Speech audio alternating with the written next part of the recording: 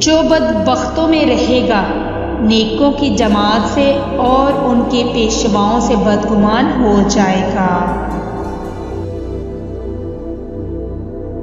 जो शरीर लोगों से मोहब्बत रखेगा वो अपनी शरारत नफ्स के मातहत होगा, और अगर उसमें भलाई होगी तो वो अखयार के साथ सोहबत पसंद करेगा।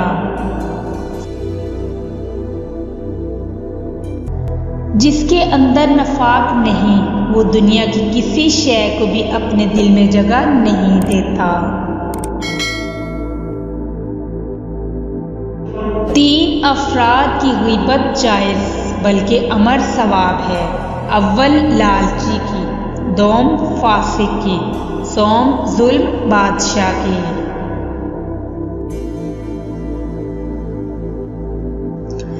जो शख्स तुमसे दूसरों की अयूब बयान करता है वो यकीनन दूसरों से तुम्हारी बुराई भी करता है।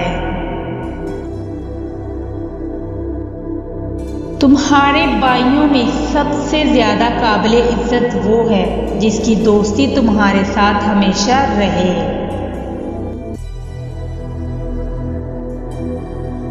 अगर मुझे कोई शराब नोशी के लिए तलब करे तो मैं तलब दुनिया से वहां जाने को बेहतर तसव्वुर करता हूँ।